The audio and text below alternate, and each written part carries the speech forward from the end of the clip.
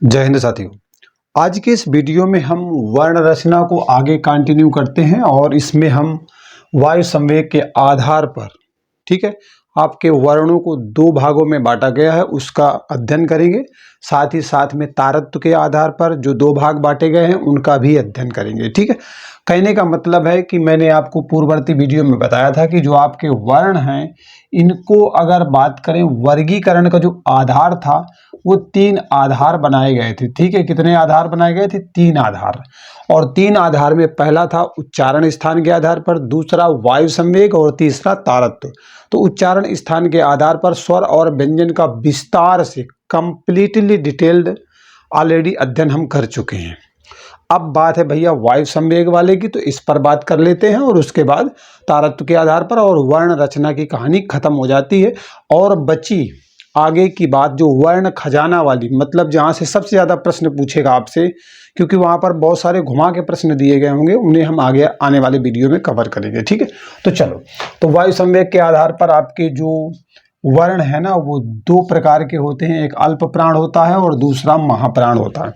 देखिए बेटा, यहाँ पर कह रहा है कि वायु संवेग, वायु माने क्या होता है? हवा, और संवेग का मतलब होता है गति। ठीक है, मतलब जो वायु की गति है वो आपकी कम है या फिर ज्यादा है। मतलब किसी वर्ण को बोलने में आप ज्यादा हवा अंदर खींच रहे हैं या फिर छोड़ रहे हैं।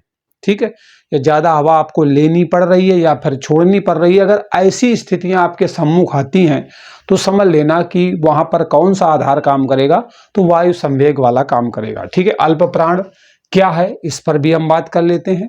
तो जिन वर्णों के उच्चारण में, ठीक है, जिन वर्णों के उच्चारण में थोड़ी हवा, ठीक है, थोड़ी हवा ली जाए या फिर आपकी जो है छोड़ी जाए, मतलब जिन वर्णों का उच्चारण करते समय थोड़ी सी हवा ली जाए या फिर छोड़ी जाए, वो आपके किस में आते हैं बच्चों? अल्प प्राण में आते हैं। अब कैसे पकड़ोगे बेटा? एक बात बताओ कि, अच्छा पहले मैं लिख देता हूं, प्रत्येक वर्ग का 1,3,5, मतलब पहला वर्ण, तीसरा वर्ण, पांचवा वर्ण। ठीक है, मतलब प्रत्येक वर्ग का 1, 3, 5 वर्ण, मतलब पहले नंबर वाला वर्ण, तीसरा वाला और पांचवा वाला वर्ण लेना है। और जो भी होंगे वो आपके किस में आएंगे? अल्प प्राण में आएंगे। ठीक है, इसके अलावा प्लस अंतस्थ व्यंजन आएंगे। ठीक है, अंतस्थ व्यंजन, और अंतस्थ व्यंजन में बेटा या, रा, ला और वा आते हैं। ठीक है, ये सब के सब आएंगे इसी में। ये बात भैया समझ में आई? कोई दिक्कत यहाँ तक? बिल्कुल दिक्कत नहीं हुई होगी। अब थोड़ा विस्तार देखो अल्प प्राण का। प्रत्येक वर्ग का पहला, तीसरा, पांचवा वर्ण कैसे? मान लीजिए मैंने यहाँ पर का वर्ग ले लिया। ठीक है बच्चों, मैंने क्या ले लिया? का वर्ग ले लिया।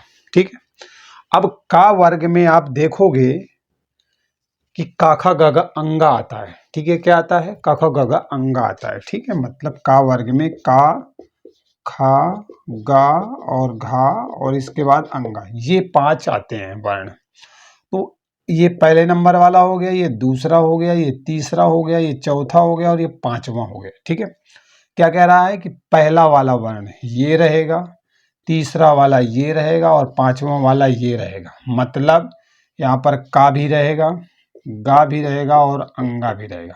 प्रत्येक वर्ग की कह रहा है। तो वर्ग कितने होते हैं बच्चों? आपके 5 वर्ग होते हैं। ठीक है, और 5 वर्ग में से एक का वर्ग है, इसी तरीके से चा वर्ग है, इसी तरीके से टा है, फिर ता है और फिर पा है।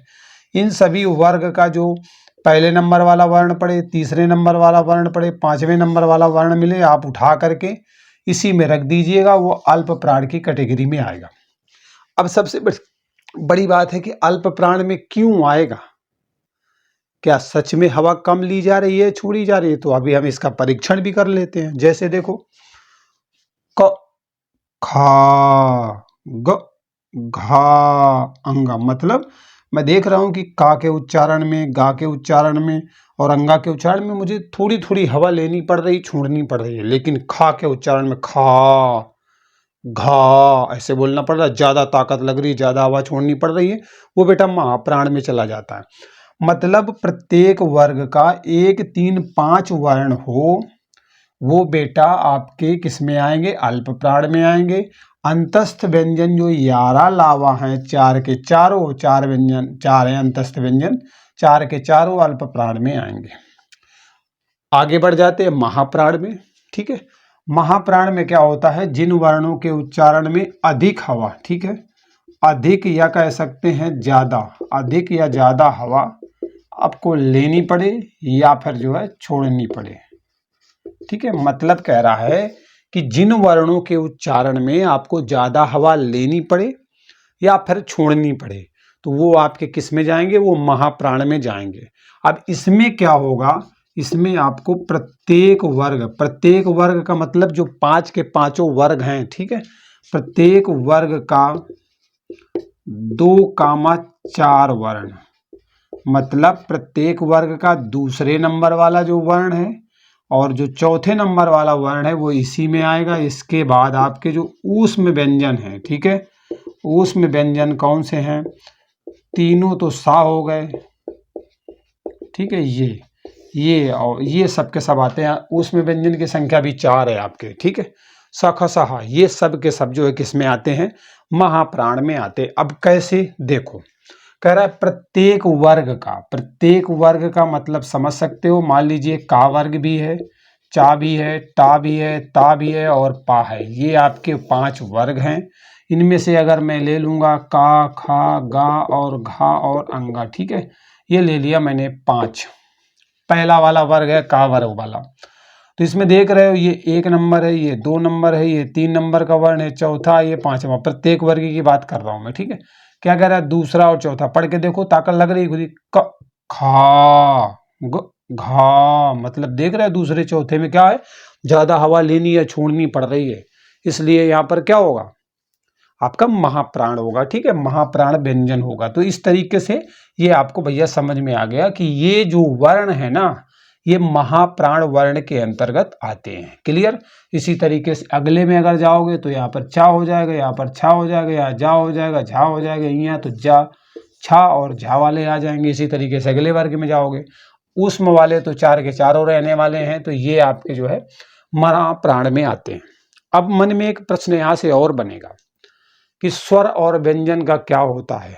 तो बेटा ना आपका स्वर अल्प प्राण होता है और ना ही महाप्राण होता है। मतलब अगर बारी स्वर की आएगी ना, तो स्वर ना बेटा अल्प में आता है, अल्प प्राण में आता है, ठीक है, और ना ही आता है आपके महाप्राण में, दोनों में नहीं आता है। मतलब जो स्वर है ना ही अल्प प्राण में आता है और ना ही महाप्राण में आता है। तो क्लियर हो गया। अब हम तीसरे पॉइंट पर चलते हैं। मतलब तीसरा आधार कौन सा था, वो था बेटा आपका तारत्व के आधार पर। तो इसे हम यहाँ से इरेज कर देते हैं। तो ये बातें आपको समझ में आई कि अगर वायु संवेग को हम देख करके चलेंगे तो आपके वर्ण कितने भागों में बढ़ जाएंगे, 2 भागों में, एक अल्प प्राण हो जाएगा और दूसरा हो जाएगा महाप्राण। ठीक है। अब तीसरा वाला जो आधार है वो है तारत्व वाला। ठीक है, तारत्व के आधार पर, तारत्व के आधार पर बेटा जो आपके वर्ण है ना, ये भी 2 प्रकार के आते हैं। एक आपका घोष होता है, ठीक है, जिसे आप क्या बोलते हो, सघोष बोलते हो, या दूसरा वाला आता है इसी में से अघोष होता है। ठीक है, क्या होता है, अघोष होता है। मतलब प्रत्येक वर्ग का कौन सा वर्ण इसमें आएगा या फिर इसमें आएगा, अभी आपको जानने को मिलेगा। तो एक बात समझ में आ गई कि तीसरा आधार है तारत्व वाला, और उसमें आपके घोष या संघोष आते हैं और दूसरे में आपका अघोष आता है। मतलब 2 भागों में बढ़ जाते हैं। अब कैसे पहचान करोगे, ठीक है, बड़ी बात तो यही है पहचान करने की, क्योंकि पेपर में तो बेटा पहचान नहीं होता है। तो घोष या संघोष के अंतर्गत प्रत्येक वर्ग का 3, 4, 5 वर्ण आता है। मतलब इसके अंतर्गत आपके प्रत्येक वर्ग का 3, 4, 5 वर्ण आता है। अब कह रहा है बेटा प्रत्येक वर्ग का, तो आप जानते हो कितने वर्ग हैं, 5 वर्ग हैं।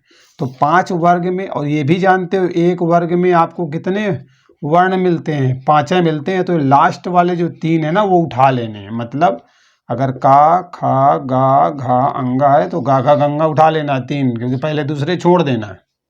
ठीक है, ये बात समझ में आ गई। अंतस्थ व्यंजन जो होते हैं, अंतस्थ व्यंजन जो होते हैं या, रा, ला और वा, वो भी बेटा इसी में आते हैं, घोष और सघोष में आते हैं। एक ऊष्म व्यंजन हा आता है, इसमें क्या होता है, हा भी आता है, हा जबकि अभी तक आप देखते रहे हो ऊष्म व्यंजन में आता है, ठीक है, लेकिन हा इसमें आता है, यही आपको थोड़ा समझना पड़ेगा, क्योंकि भैया बहुत कंफ्यूज करता है। और पता है सबसे बड़ी बात क्या है, सब के सब स्वर भी इसी में आते हैं, प्रत्येक स्वर भी इसी में आता है। मतलब घोष या सघोष के अंतर्गत कौन कौन से हिंदी वर्णमाला के वर्ण आते हैं, तो प्रत्येक वर्ग का, मतलब चाहे का वर्ग की बात करें या फिर आपके चा वर्ग की बात करें, टा की बात करें, ता की बात करें या फिर पा वर्ग की, इन सभी वर्गों का जो प्रत्येक वर्ग है, चाहे का हो, चा हो, टा, ता, पा हो, उसका जो तीसरे, चौथे और 5वें नंबर वाला जो वर्ण है ना, उसको निकालना है और उठा के इसी में रख देना है। मतलब गा, घा, अंगा हो गया। अगर चा वाली लाइन में जाओगे तो चा, छा को छोड़ दो, बाकी जा, झा, इया, ये सब उठा के इसी में रख लेना है। कहने का मतलब ये है, ठीक है। और अंतस्थ व्यंजन जो है आपके यारा, लावा, उनको भी इसी में रखना है। हा से हनुमान को भी रखना है, बहुत पूछा जाता है, बहुत कंफ्यूज करता है। ये अकेला उसमें व्यंजन है जो आपके घोष में आता है, बाकी सब अघोष में आएंगे, ठीक है। और सब के सब जो स्वर हैं, ठीक है, सब स्वर जो है किस में आते हैं बच्चों, वो आपके घोष में ही आते हैं। अब बात भैया दूसरे वाले की है, उसको भी देख लेते हैं। तो इसमें बेटा क्या होता है, प्रत्येक वर्ग का, प्रत्येक, अब देख लो क्या हुआ, प्रत्येक वर्ग का जो 3, 4, 5 वर्ण ले लिया है, तो अब एक वर्ग में तो 5 ही वर्ण है ना, ये पूरे पूरे, और 3 तो तुमने पहले ले लिए, तो 2 ही तो बचे, पहला दूसरा। मतलब प्रत्येक वर्ग का पहला दूसरा वर्ण आप उठा करके रख देना, किसमें, तो वो अघोष में आ जाएंगे। इसके बाद ऊष्म कहो या फिर संघर्षी कहो, ठीक है, संघर्षी वर्ण बोला जाता है इन तीनों को। ये सा जो तीनों होते हैं ना, ये संघर्षी वर्ण कहलाते हैं। बहुत बार पूछा गया, थोड़ा सा ध्यान से नोट डाउन कर लीजिएगा, ठीक है। ऊष्म व्यंजन में आते हैं, लेकिन अगर तीनों ये दिए गए हों तो संघर्षी वर्ण में आएंगे तीनों सा, और अगर हा साथ में मिला के देगा तो आपके ऊष्म में आएंगे। तो अगर देखा जाए ज़्यादा फोकस हम संघर्षी पर कर सकते हैं, पर ऊष्म के अंतर्गत भी तो यही आते हैं, ठीक है। तो ये यहाँ पर मैंने आपको बता दिया कि प्रत्येक वर्ग का पहला दूसरा वर्ण आएगा। मतलब अगर का वर्ग में चले जाओगे ना आप, तो आप क्या लिखोगे, का लिखोगे, खा लिखोगे, गा लिखोगे, घा लिखोगे और अंगा लिखोगे। तो पहला, दूसरा, तीसरा, चौथा, पांचवा, तो इनसे तो मतलब है ही नहीं हमको, तो यही दोनों आएंगे। पहला दूसरा वाला यहीं में रख जाएगा, इसी तरीके से चाछा रख जाएगा, इसी तरीके से टाठा रख जाएगा, है ना, प्रत्येक वर्ग का। उसके बाद तीनों के तीनों सा आ जाएंगे। ये सब आपके अघोष वर्ण के अंतर्गत आते हैं। तो ये बात समझ में आ गई। अब आगे आने वाली बात जो है भैया, उसे भी समझना पड़ेगा। जो आपके द्विगुण व्यंजन नहीं आ रहे थे, द्विगुण व्यंजन, ध्यान करो, जो आपके डा डलिया थे, बिंदी थी, और ढा ढक्कन के नीचे बिंदी थी, ये दोनों के दोनों द्विगुण व्यंजन थे, दोहरा गुण रखते हैं। तो ये भी आपके अघोष के अंतर्गत आते हैं, ध्यान रखिएगा, क्योंकि ये भी आपसे परीक्षा में पूछ लिया जाता है। तो इस तरीके से एक साधारण और सरल भाषा में मैंने वर्ण रचना आप तक पहुंचा दी है, ठीक है। तो अब जो डिस्कशन था वर्ण रचना का, वो पूरा लगभग समाप्त हो चुका है। अब मेन बात है वर्ण खजाना की। वर्ण खजाना में एक्चुअली क्या है ना बेटा, बहुत सारे प्रश्न बनते हैं वहां से, क्योंकि आपसे पूछ लेगा कंठ वर्ण के अंतर्गत कौन आता है, तालु वर्ण कौन सा है, मूर्धन्य कौन सा है, पार्श्विक व्यंजन कौन सा है, लुंठित वर्ण कौन सा है। ऐसे प्रश्न मोस्टली आपको परीक्षा में देखने को मिलेंगे। तो वो आपको आगे आने वाले वीडियो में मिलेंगे, और वो अपडेटेड होगा। उसमें मैं सभी को जो है कंक्लूड कर दूंगा, जोड़ दूंगा, जो कि आपके पेपर में आए हैं, और बाई चांस मिस्टेक से कभी कभी जो है आपने मिस कर दिया है, तो आप मिस नहीं करोगे, ठीक है। तो मिलते हैं अगले वीडियो में एक नए अपडेट के साथ। तब तक के लिए बाय बाय, जय हिंद।